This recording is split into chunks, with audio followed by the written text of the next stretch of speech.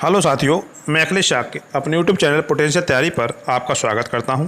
साथियों, आज मैं एक बार फिर आपके लिए सुपर फास्ट रिवीजन लेकर आया हूं, जिसमें जीके के ज़बरदस्त 30 क्वेश्चनों का संकलन है। साथियों, यदि आप चैनल पर पहली बार आ रहे हैं या चैनल पर नए हैं तो चैनल को सब्सक्राइब कर लीजिए, वीडियो को लाइक और शेयर अवश्य करिए। चलिए छात्रों, चलते हैं पहले प्रश्न की ओर। मैकमोहन सीमा रेखा चीन एवं भारत के किस राज्य के मध्य सीमा बनाती है? साथियों, ये बात तो आपको पता ही होगी कि मैकमोहन रेखा चीन और भारत के बीच है, और चीन और भारत के बीच होने के साथ साथ यह भारत के किस राज्य के साथ सीमा बनाती है? तो इस प्रश्न का सही उत्तर रहेगा अरुणाचल प्रदेश, विकल्प डी। अगला प्रश्न है, विश्व का सबसे ऊंचा राष्ट्रीय राजमार्ग कौन सा है?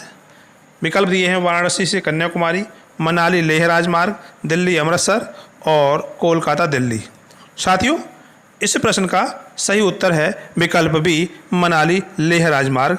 यह विश्व की सबसे ऊंची सड़क है, इसे विश्व का सबसे ऊंचा राष्ट्रीय राजमार्ग कहा जाता है। अगला प्रश्न है, बुद्ध ने अपना प्रथम उपदेश किस स्थान पर दिया था?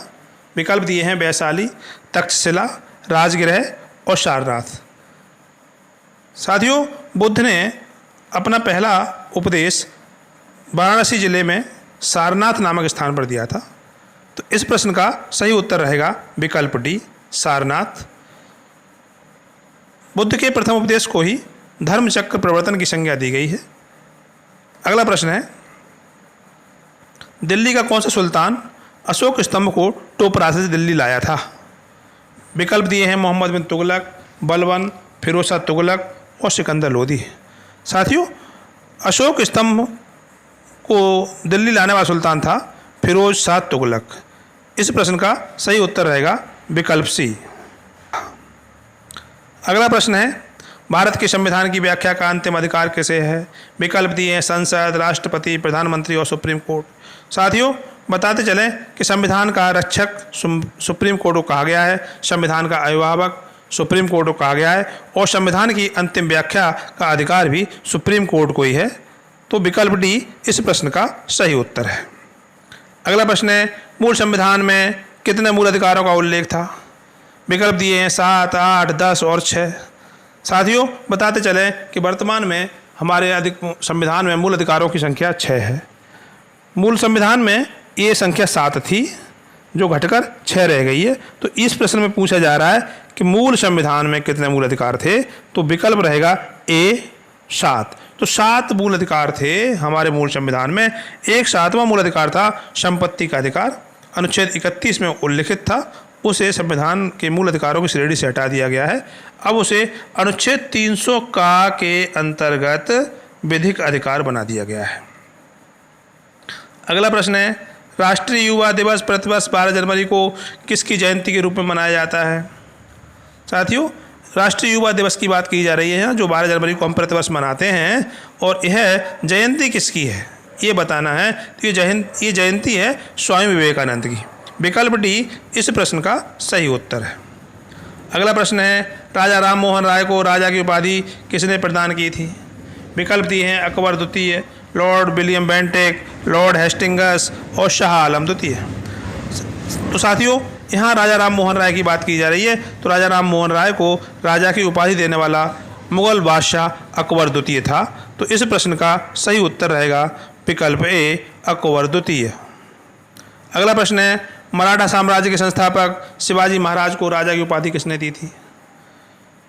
विकल्प दिए हैं राजा जय सिंह, औरंगजेब, शाइस्ता खां और गंगा भट्ट। साथियों, शिवाजी महाराज को राजा की उपाधि देने वाला भी मुगल बादशाह था, और वो था औरंगजेब। तो इस प्रश्न का सही उत्तर है विकल्प बी।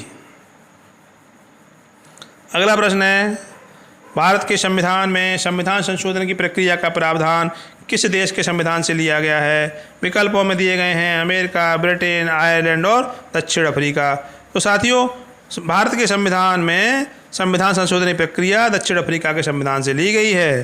तो इस प्रश्न का सही उत्तर रहेगा विकल्प डी, दक्षिण अफ्रीका।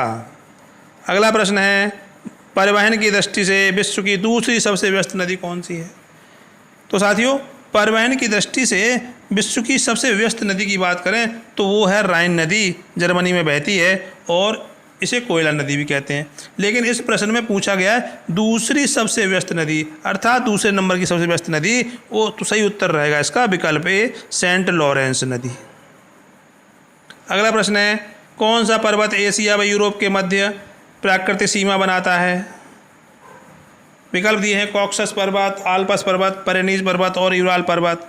साथियों, एशिया और यूरोप दो ऐसे महाद्वीप हैं जो दोनों स्थल भाग से जुड़े हुए हैं। इन दोनों के बीच में यूराल पर्वत है जो प्राकृतिक सीमा बनाता है। तो यूराल पर्वत एशिया और यूरोप के मध्य सीमा बनाने वाला पर्वत है। अगला प्रश्न है विश्व का सबसे गर्म स्थान अल अजीजिया अफ्रीका के किस देश में है? साथियों, इस प्रश्न से ये बात तो साफ हो रही है कि विश्व का सबसे गर्म स्थान अल अजीजिया है, बट पूछा जा रहा है कि ये है कौन से देश में? अफ्रीका महाद्वीप में है, यही बात ठीक है, बट है कौन से देश में? तो इस प्रश्न का सही उत्तर रहेगा विकल्प डी, लीबिया। अल अजीजिया नामक जो स्थान है वो लीबिया में है। अगला प्रश्न है निक्स ओलंपिया पर्वत किस ग्रह पर स्थित है? विकल्प दिए हैं शुक्र, मंगल, शनि और बृहस्पति। साथियों, ऐसा बताया जाता है निक्स ओलंपिया पर्वत अब तक के ज्ञात पूरे ब्रह्मांड में अब तक के ज्ञात पर्वतों में सबसे ऊंचा पर्वत है और यह पर्वत जो है वो मंगल ग्रह पर अवस्थित है। तो विकल्प बी इस प्रश्न का सही उत्तर है। अगला प्रश्न है भारतीय प्रवासी दिवस भारत में पहली बार किस वर्ष मनाया गया था? साथियों, यहाँ बात बताते चलें कि भारतीय प्रवासी दिवस की जो शुरुआत हुई है वो वर्ष 2003 से हुई है। पहली बार वर्ष 2003 में मनाया गया था। तो इस प्रश्न का सही उत्तर रहेगा विकल्प डी और वर्ष 2003। अगला प्रश्न है भारतीय मानक समय रेखा किस राज्य से होकर नहीं गुजरती है? साथियों, भारतीय मानक समय रेखा का जो देशांतर है वो है 82.5 डिग्री पूर्वी देशांतर। 82.5 डिग्री पूर्वी देशांतर को भारतीय मानक समय रेखा माना गया है जो उत्तर प्रदेश के में मिर्ज़ापुर के निकट से होकर गुजरती है, मिर्ज़ापुर से ही होकर गुजरती है। और यह भारत की बात करें तो 5 राज्यों से होकर गुजरती है, उत्तर प्रदेश, मध्य प्रदेश, छत्तीसगढ़, ओडिशा और आंध्र प्रदेश।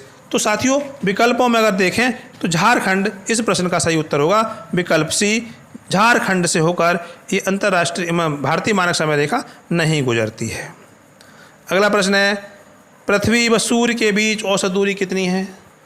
साथियों, विकल्प दिए हैं 146.8 million kilometre, 152.5 million kilometre, 149.6 million kilometre और 143.6 मिलियन किलोमीटर। तो साथियों, पृथ्वी और सूर्य के बीच की औसत दूरी है 149.6 मिलियन किलोमीटर, लगभग 15 करोड़ किलोमीटर। तो विकल्प सी इस प्रश्न का सही उत्तर है। अगला प्रश्न है लोकसभा में सर्वाधिक सदस्य संख्या किस राज्य की है? साथियों, विकल्प दिए हैं राजस्थान, उत्तर प्रदेश, महाराष्ट्र और पश्चिम बंगाल। साथियों, अगर क्षेत्रफल की बात करें तो राजस्थान भारत का सबसे बड़ा राज्य है और जनसंख्या की बात करें तो जनसंख्या उत्तर प्रदेश में सर्वाधिक है। साथियों, लोकसभा में जो प्रतिनिधियों का संख्या बनाई गई है, प्रतिनिधित्व बनाया गया है राज्यों का, वो जनसंख्या के आधार पर बनाया गया है। तो उत्तर प्रदेश की जनसंख्या सर्वाधिक होने के कारण उत्तर प्रदेश से सर्वाधिक सदस्य निर्वाचित होकर लोकसभा में जाते हैं और उन सदस्यों की संख्या सर्वाधिक 80 है। 80 सदस्य उत्तर प्रदेश से निर्वाचित होकर लोकसभा में जाते हैं। तो सही उत्तर रहेगा इस प्रश्न का विकल्प बी। लोकसभा की प्रथम महिला अध्यक्ष कौन थी? विकल्प दिए प्रतिभा पाटिल, सुमित्रा महाजन, सुचिता कृपलानी और मीरा कुमार। साथियों, विकल्पों में जो नाम दिए गए हैं ये इनमें से प्रतिभा पाटिल की बात करें तो ये भारत की प्रथम महिला राष्ट्रपति थी। सुमित्रा महाजन भी लोकसभा अध्यक्ष रही हैं बट वो पहली बार नहीं, प्रथम नहीं रही हैं, दूसरी रही हैं। सुचिता कृपलानी उत्तर प्रदेश की पहली मुख्यमंत्री रही हैं और मीरा कुमार इस प्रश्न का सही उत्तर है। लोकसभा की पहली महिला अध्यक्ष मीरा कुमार थी, विकल्प डी। अगला प्रश्न है भारतीय रिजर्व बैंक अधिनियम 1934 के प्रावधानों के अनुसार आरबीआई किस मूल्य वर्ग तक के बैंक नोट जारी कर सकता है? विकल्प दिए हैं 1000, 2000, 5000 और 10,000। तो साथियों, आरबीआई एक्ट 1934 के प्रावधानों के अनुसार आरबीआई को 10,000 रुपये मूल्य तक के बैंक नोट जारी करने के अधिकार प्राप्त है। विकल्प डी इस प्रश्न का सही उत्तर है। अगला प्रश्न है भारतीय बजट पद्धति का जनक किसे माना जाता है? विकल्प दिया है Lord Canning, Lord Macaulay, James Wilson और जॉन मथाई। साथियों, भारत में पहली बार बजट लॉर्ड कैनिंग के शासनकाल में प्रस्तुत किया गया था और यह बजट लॉर्ड कैनिंग के मंत्रिमंडल में वित्तीय सदस्य रहे जेम्स विल्सन ने प्रस्तुत किया था। तो जेम्स विल्सन को भारतीय बजट पद्धति का जनक माना जाता है। इस प्रश्न का सही उत्तर रहेगा विकल्प सी, जेम्स विल्सन। अगला प्रश्न है, भारत में जनगणना कितने वर्ष बाद की जाती है? विकल्प दिए हैं 8 वर्ष, 10 वर्ष, 12 वर्ष और 15 वर्ष। साथियों, बताते चलें कि भारत में पहली बार जनगणना जो हुई थी वो 1872 ईस्वी में हुई थी, लॉर्ड मेयो के शासनकाल में। इसके बाद एक और जनगणना हुई थी 1881 में, लॉर्ड रिपन के शासनकाल में। 1881 में जो जनगणना हुई थी उसी को पहली जनगणना माना जाता है, पहली नियमित जनगणना माना जाता है और तभी से लेकर हर 10 वर्ष बाद जनगणना की जाती है। तो साथियों, इस प्रश्न का सही उत्तर रहेगा विकल्प बी, 10 वर्ष। अगला प्रश्न है, चेचक के टीके का आविष्कार किसने किया था? विकल्प दिए हैं Edward Jenner, John Salk, Hargobind Khorana और ल्यूवेनहॉक। साथियों, इस प्रश्न का सही उत्तर रहेगा विकल्प ए, एडवर्ड जेनर। एडवर्ड जेनर ने चेचक के टीके का आविष्कार किया था। अगला प्रश्न है, तारपीन का तेल किस पेड़ से प्राप्त किया जाता है? विकल्पों में है देवदार, सागौन, सिकोया और चीड़। साथियों, इस प्रश्न का सही उत्तर रहेगा विकल्प डी, चीड़। चीड़ के पेड़ से तारपीन का तेल प्राप्त किया जाता है। अगला प्रश्न है, सेब का खाने योग्य भाग कौन सा होता है? बहुत ही इंपॉर्टेंट प्रश्न है साथियों, परीक्षा में अक्सर आता रहता है। इसलिए आपसे ये कहना है मेरा कि वीडियो को अंत तक देखा करें। इन वीडियोज़ जो मैंने बनाए हैं इनमें बहुत ही इंपॉर्टेंट प्रश्नों को मैंने समावेश किया है यहाँ पर। तो साथियों, इस प्रश्न के विकल्प देखते हैं तो मध्य फलवृत्ति, भ्रूणपोष, परिदल पुंज और पुष्पासन। साथियों, सेब का खाने योग्य जो भाग होता है वो होता है पुष्पासन। तो विकल्प डी इस प्रश्न का सही उत्तर है। अगला प्रश्न है, प्रकाश संश्लेषण की दर किस रंग के प्रकाश में सबसे अधिक होती है? विकल्प हैं लाल, हरा, नीला और बैंगनी। तो साथियों, प्रकाश संश्लेषण की दर सबसे अधिक होती है वो लाल रंग में होती है। तो विकल्प ए इस प्रश्न का सही उत्तर है। अगला प्रश्न है, वर्णांधता वाले व्यक्ति को लाल रंग कैसा दिखाई देगा? बहुत ही इंपॉर्टेंट क्वेश्चन है। विकल्प हैं पीला, काला, हरा और लाल। तो वर्णांधता वाले जो व्यक्ति होते हैं उन्हें लाल रंग हरा दिखाई देता है। विकल्प सी इस प्रश्न का सही उत्तर है। अगला प्रश्न है, दूध की शुद्धता की जांच किस यंत्र द्वारा की जाती है? विकल्प दिए हैं हाइड्रोमीटर, लैक्टोमीटर, फाइदोमीटर और हाइग्रोमीटर। साथियों, दूध की शुद्धता की जांच करने के लिए लैक्टोमीटर का उपयोग किया जाता है। तो विकल्प बी इस प्रश्न का सही उत्तर है। अगला प्रश्न है, प्रथम विश्व युद्ध में संपूर्ण विश्व दो खेमों मित्र राष्ट्र एवं धुरी राष्ट्र में बंट गया था। धुरी राष्ट्रों का नेतृत्व किसने किया था? साथियों, विकल्प दिए हैं जर्मनी, जापान, इटली और रूस। तो इस प्रश्न का सही उत्तर है विकल्प ए, जर्मनी। जर्मनी ने धुरी राष्ट्रों का नेतृत्व किया था। सही उत्तर रहेगा जर्मनी। अगला प्रश्न है, यही अंतिम है, निम्न में से किस सूफी संत ने दिल्ली के 7 सुल्तानों का शासन देखा था? विकल्प दिए हैं मोइनुद्दीन चिश्ती, सलीम चिश्ती, बाबा फरीद और निजामुद्दीन औलिया। साथियों, इन विकल्पों में से सही उत्तर है विकल्प डी, निजामुद्दीन औलिया। निजामुद्दीन औलिया एक सूफी संत थे जो चिश्तिया संप्रदाय से संबंध रखते थे। इन्होंने दिल्ली के 7 सुल्तानों का शासन देखा था, बट ये किसी सुल्तान के दरबार में कभी नहीं गए। निजामुद्दीन औलिया की जो उपाधि थी वो थी महबूबे इलाही। साथियों, वीडियो को लाइक और शेयर अवश्य कर दीजिए। धन्यवाद।